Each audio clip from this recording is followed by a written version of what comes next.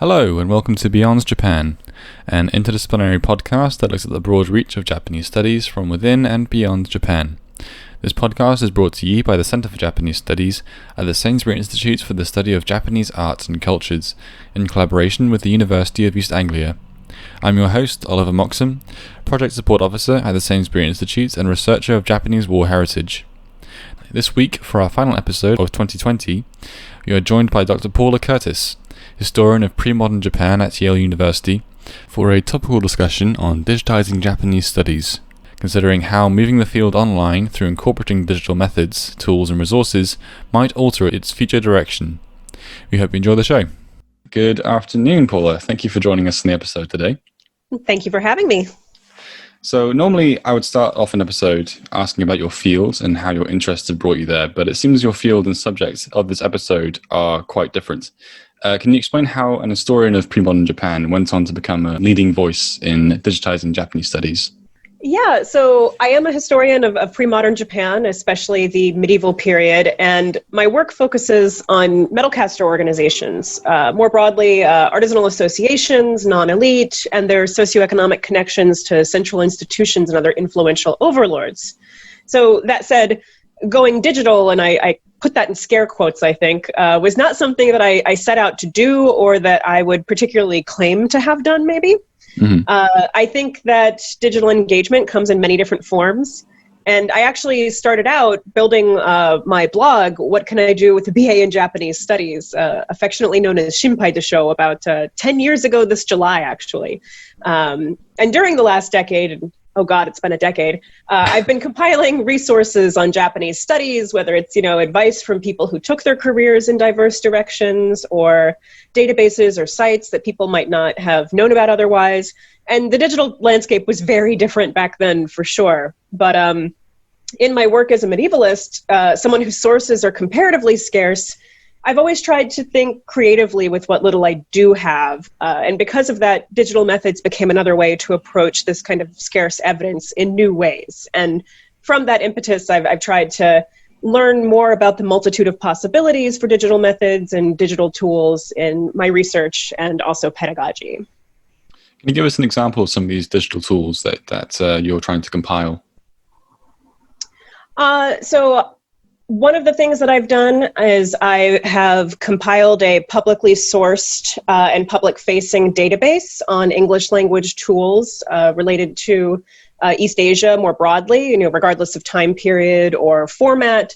And this is specifically made to be English language materials. There are many more databases in other languages, but the hope is that this will be something that not only shows all of us in the field the many different projects that are going on that we don't necessarily know about, but also people outside of other of the East Asia field. So people in who are teaching world history surveys or who are teaching, broad art courses, who may be wondering, what's out there from non-Western countries and non-Western backgrounds that I can incorporate into my class and hopefully create a more diverse perspective on what it is that they teach or they research.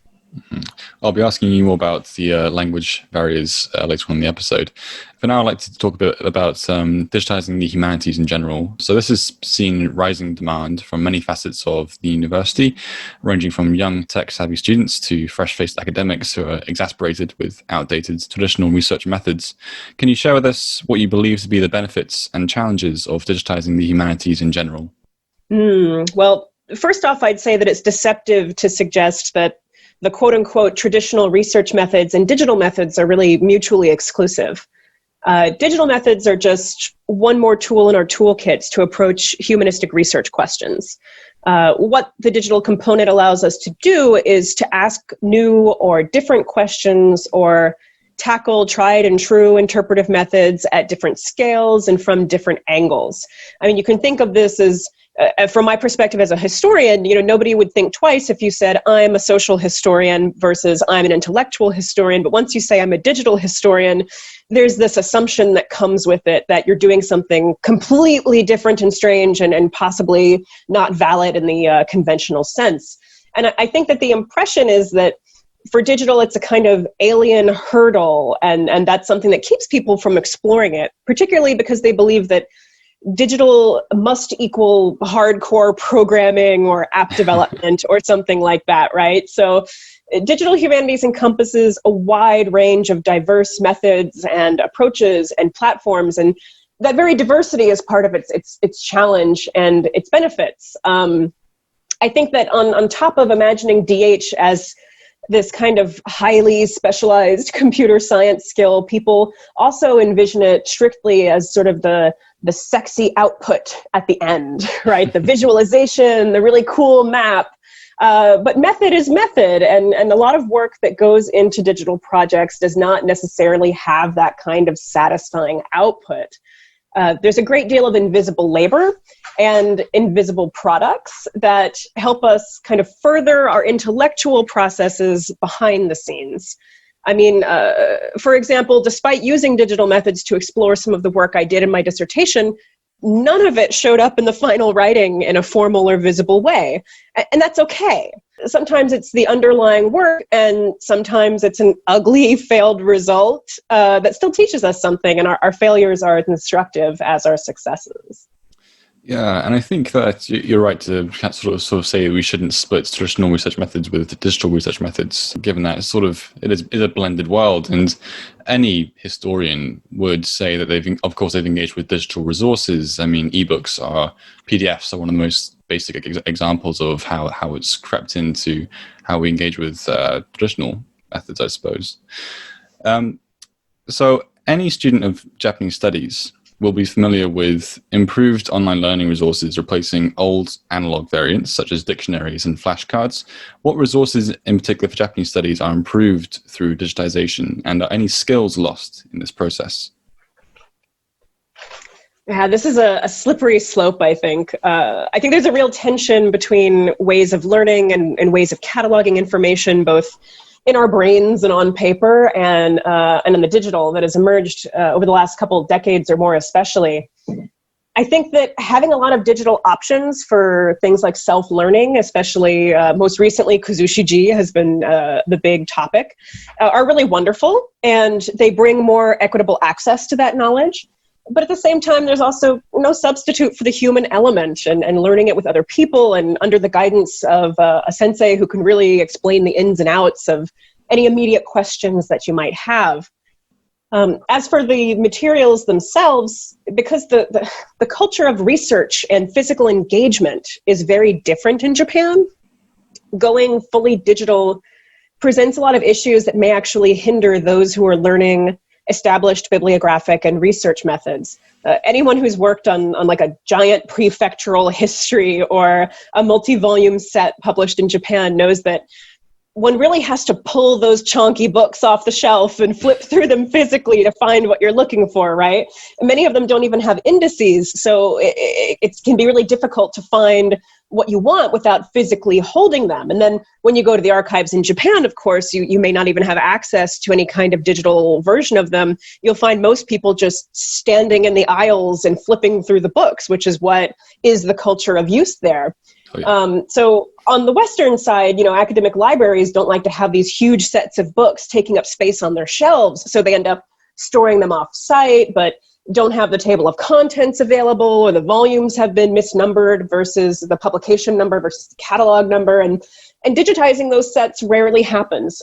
So even when it does, there's kind of no guarantee that this process was compatible with the format or the infrastructure being used, or the Sakuin volume might be missing. And so it's less clear in trying to sort of painstakingly click through 2,600-page volumes how you should really navigate these things in a way that makes sense for the way that they were meant to be used or commonly are used in Japan. So there's always this kind of complex negotiation between what digital access and analog engagement brings to the table in our skill development, especially when we're talking about a kind of bilingual skill development, right? Yeah. I definitely know what you mean. Like going through Japanese archives, it was quite a shock going to for the first time for me to find that when I was scanning through the catalogs, they only had listings of titles to digitize, and you had to kind of go through 5 books to find one thing that's relevant to you in any way, shape, or form. Yes, definitely. And the kind of emergency access that has now emerged because of COVID has in some ways benefited keywords in these huge volumes. So even though I may have them on my shelf taken out from the library, I actually have these kind of new opportunities to engage them digitally, to find the analog thing I want to run to afterwards, because then the scan might not be excellent and I need to go back to the original anyway. So both of them end up being something that are essential to being able to progress in my work. Yeah, and I think definitely working with Japanese archives, you put a lot of your own time into digitizing resources that are just relevant to you. Something I was interested in going through some of your resources, including the humanities spreadsheet that you have online, where you ask for academics to contribute resources that they have come across and to link open access material. While I have digitized, scanned several books from Japanese and translated them to English, I feel like they're so obscure that I'm not sure who else it would be relevant to. And it seems like you'd have to make an entire online library to really kind of appeal to academics in general. Do you find that's a challenge? Yeah, and then of course we have to think about all of the copyright concerns, right? And you've seen this, especially in talking about access and equity. There are so many schools that don't have access to the types of materials that we need, and not every job is at, an R1, a major research institution, according to R1 is American standards. But and so in exchanging these, can or should you make them publicly accessible? Are we just relying on our sort of networks of colleagues and friends? Is there a way that we can formalize that more, that benefits people who are at small institutions that don't have access to certain databases? It becomes a really complex matter of who you know, being a generous colleague, being conscious of copyright issues and circulation issues, and then also taking advantage of the institutional negotiations that do happen through the really essential laborers of archivists and librarians who are the information specialists helping us through all of this process. So it becomes so complex when you really get down to the nitty-gritty of it. Yeah, definitely. So I'd like to ask, what role does digitization of Japanese resources play in your field of pre-modern Japanese history, and to what extent does it rely on collaboration with academic institutions in Japan? I mean, as with any field, digitization of our resources means more access to scholarship and the primary materials and secondary materials that we need to do our work. With pre-modern in particular, there are a lot of kind of rare and precious items for which digitization can also be a part of the preservation process of at-risk materials. But by and large, I think that any field or time period of scholarship concerns itself with what the digital can mean for accessibility. And naturally, collaboration with Japanese institutions is absolutely essential for this. And it's been really heartening to see the kind of great strides in recent years that are being made in things like database collation like Japan Search or IIIF integration on the part of Japanese institutions in order to make finding and obtaining their holdings much easier for an international audience.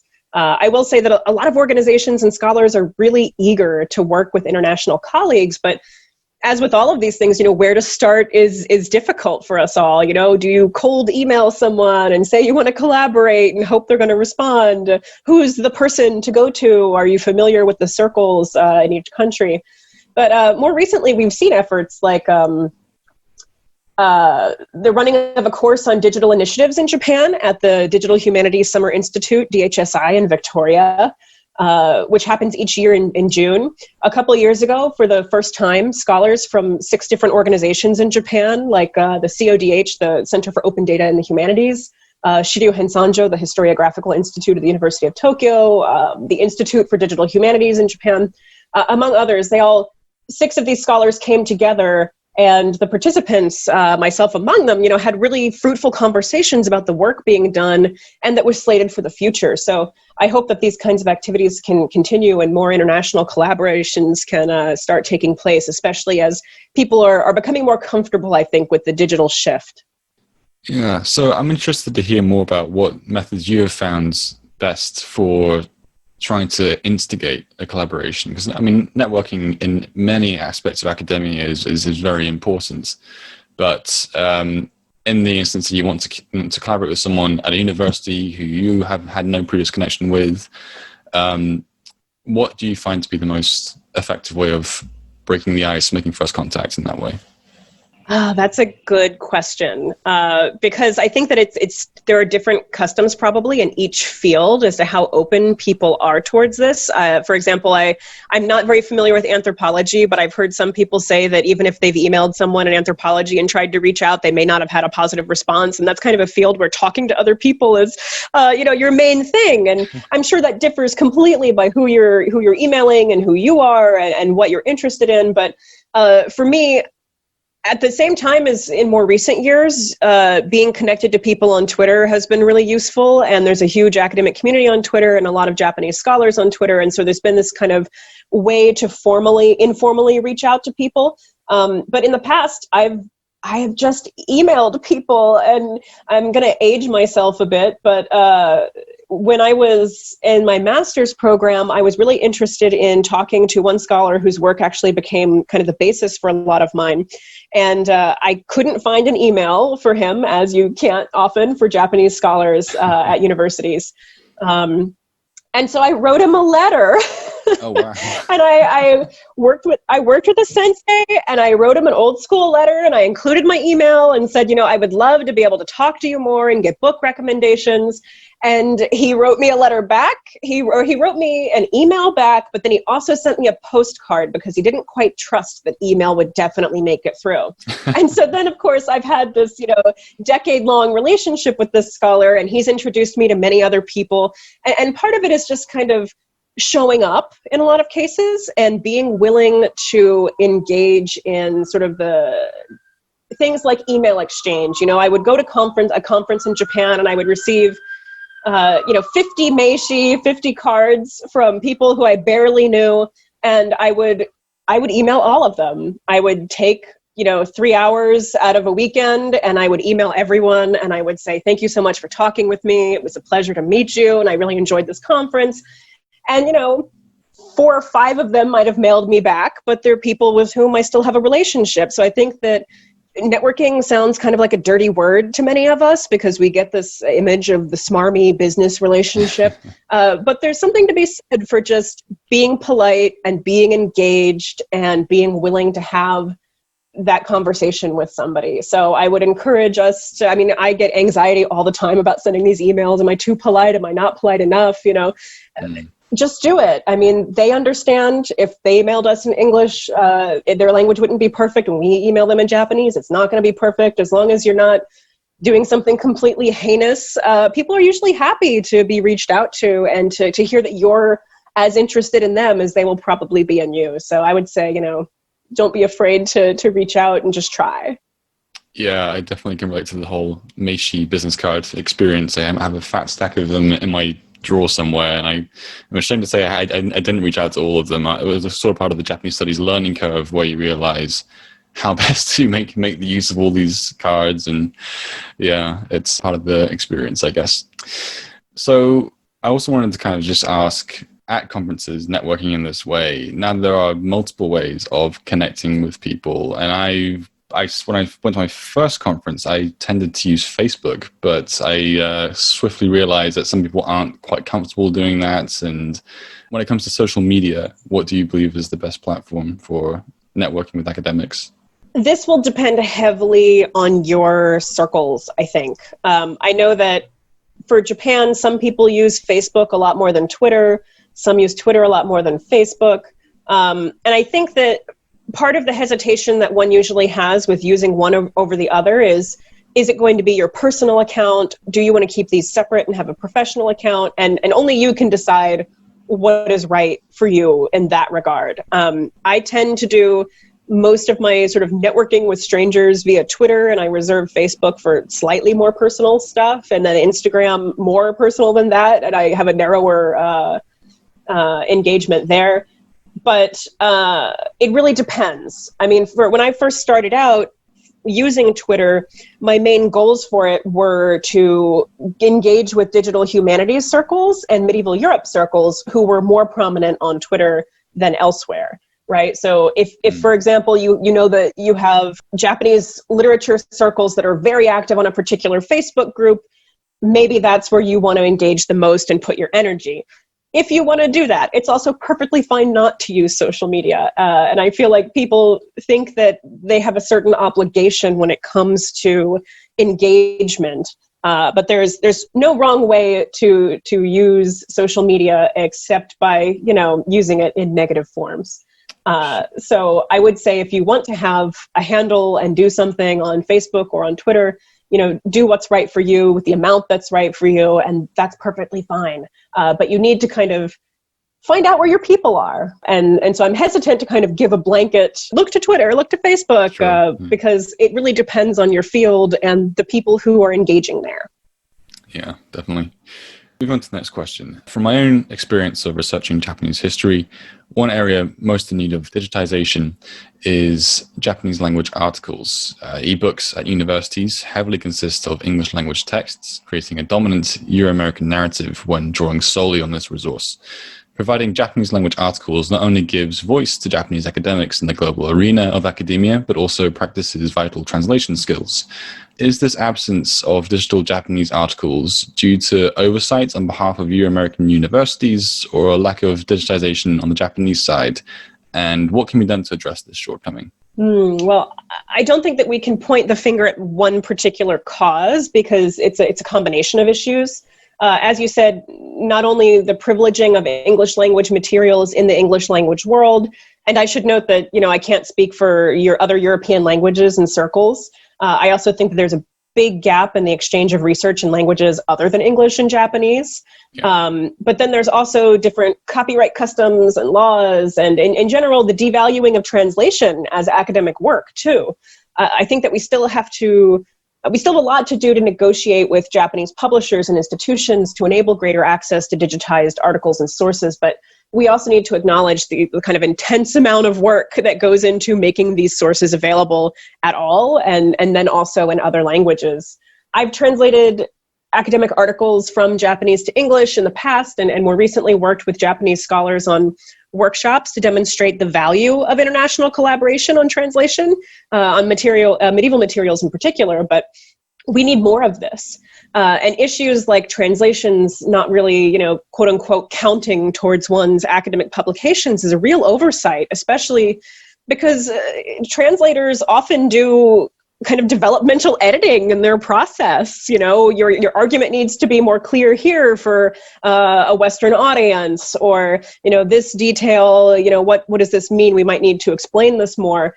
So we need to kind of keep having conversations about the importance of access and exchange with our international colleagues, but also with our departments and our deans and whoever else, really, to kind of bring greater awareness to the value of this communication and this process and this exchange. And we have to actively articulate our needs and advocate for ourselves and others in the field in this respect, because they don't necessarily know what our communities are like. And it's part of building our community to ensure that the work that we do gets the recognition that it deserves. One of your initiatives has been the creation of an online database for resources related to East Asia, spanning both time periods and topics. The great majority of the 164 texts currently listed there are open access, and such listings rely on the input of other academics, as mentioned earlier. This appears to me as an innovative means of encouraging ease of access to academia by circumventing the paywall that those of us outside of institutions so often come up against in doing independent research. What sort of reaction have you had from contributors and those using the database? And do you believe this open access approach is the future for university online collections?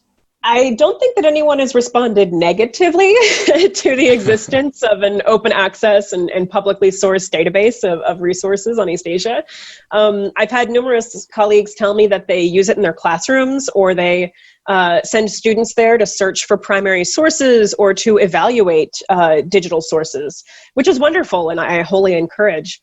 I do believe that open access, insofar as it's possible, should be a goal of academic and archival institutions, but I also understand that achieving that goal requires a huge amount of labor and negotiation, and there's lots of complicated issues, as I mentioned before, about copyright and licensing and international use. And so there's a whole back end to these processes that few people are aware of unless they work in information services. So be sure to thank all your librarians, everybody. Yeah. But one of the things I don't think people realize is that even though publicly sourced projects like this database are intended to share the labor, there's not a lot of volunteers out there. And I don't mean to say that to sound ungrateful for the people who have submitted to it, but I think that every time I periodically advertise the database, which is maybe every couple of months, I get like 1 or 2 new submissions. And otherwise, I just end up bookmarking things as I come across them and putting, a big chunk of them in whenever my digital to-do list tells me that it's time for periodic upkeep. So please, everyone listening, do check out the database and submit something if it's not there. But I think that we take for granted that these projects exist, but if we don't continually take part in them and continually kind of remain conscious of the fact that they are community efforts, they really risk fading into obscurity without chronically enthusiastic people behind the scenes pushing for participation. And this is very much a sustainability issue for a lot of digital projects because people underestimate the upkeep, right? You either create a project that is intended to be static and you stop working on it, or you have it as a dynamic project, but who's going to stick around and do that? So, it's very important to think about that and to think about the time and effort that goes into generating that kind of engagement. But it's through the submissions of others that, publicly sourced and public-facing databases and archives, use that help these types of resources grow more diverse and develop into better tools. So I think it's important to remember, that we have to give in order to get back in these types of projects. And that goes for institutional projects as well. Even reaching out to tell someone the archive you put together or the exhibition you put together has been really essential to what I do, and I'm really grateful that it exists.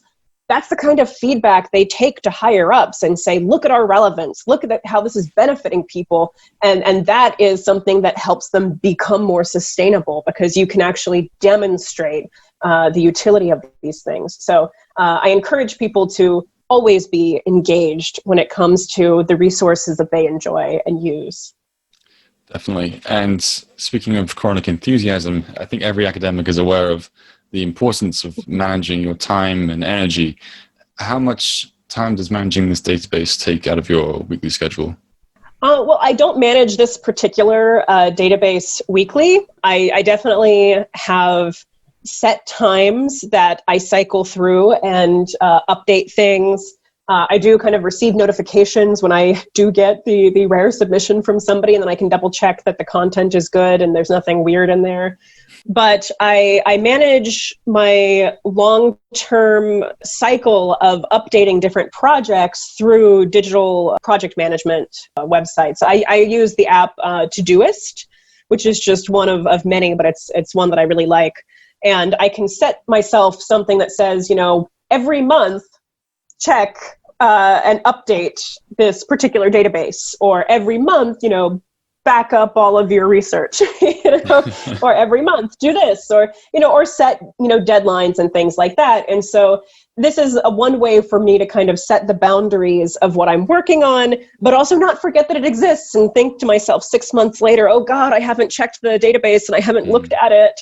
And so I have lots of sort of periodic reminders at different times and on different schedules to make sure that I'm kind of keeping up with all of these different things that I've started. And I think that's also a good practice just for research in general. I have this for cleaning up my bookmarks that I've kind of left to languish, and all kinds of different things with side projects that I have. So definitely figure out what is the workflow that works best for you, especially when it comes to ongoing projects, I would say, and find out what kind of manager works best for you, because there are lots of different options out there. Yeah, thanks for all the recommendations. I just wanted to ask, how do you think COVID has changed people's attitudes towards digitizing the humanities?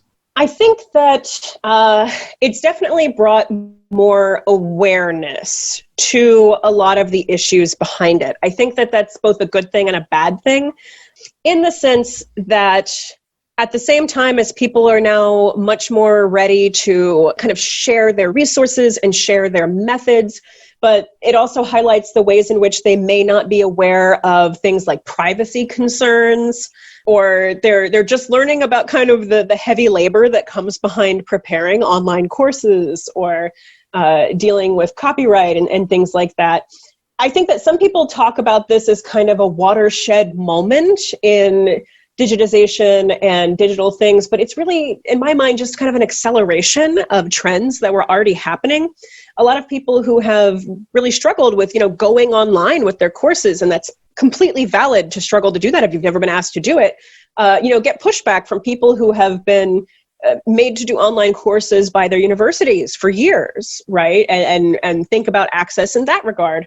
And a lot of the issues, like who can actually afford to use certain programs or access certain databases. While it's terrible to now know that this has become an even bigger problem, it's good to know that they now have an extremely open response from people who are willing to hear that they've been struggling with this, if that makes sense. So there's sort of a greater audience for existing issues, some of which have been exacerbated by the pandemic and others which have been ameliorated by it. And so I think that having more of the language and knowledge about and for these kinds of issues surrounding going digital, whatever that may mean for you, is overall a positive thing, even though we are all struggling through the fact that academic systems of both operation and evaluation have not quite caught up to this kind of shift towards digitization and digital projects and digital labor.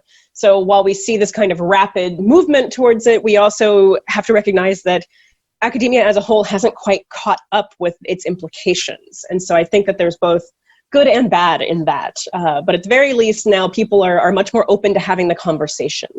Yeah. Would you say that this has sped up the embrace of digitization with all the pros and cons that comes with that? Yes, it definitely, I think, has accelerated the timeline of thinking about these things. And I hope that academia in general survives the pandemic, but I do think that it will have to undergo some serious transformations in that process. And we'll only find out in the next few years whether or not it successfully weathers that. We still have quite a bit of transformation coming towards us in that regard. Yeah, definitely. Well, thank you for answering all my questions today, Paula. It's been a pleasure having you here. Before we wrap up, I'd just like to ask, how can our listeners contribute to your digital efforts, and how else can they assist you in your endeavors? Well, I have all of my projects are compiled on my website, prcurtis.com, and there are links to ways that they can contribute to the online database. If you know of job openings, I'm also doing visualizations of job data in the field of East Asian studies. And so that's also open to people submitting, so that if I miss something, especially outside of my field or outside of my language, other people can be a part of that. And I'm always around on Twitter. My handle is @PaulaR.Curtis, so it's not hard to find me. Okay, great. Thanks, Paula. It's been a real pleasure. Yeah, thank you for having me. You can find a link to Paula's research profile and website in the description below. Beyond Japan will be taking a break over Christmas, resuming on the 14th of January 2021. We will be joined then by Dr Jamie Coates, anthropologist and lecturer in East Asian Studies at the University of Sheffield, to look at migrant communities in Tokyo and Japan at large, challenging the homogeneous image of a nation whose future depends on their currently overlooked migrant population. Until then, merikuri and yoyo toshio. Thank you for listening.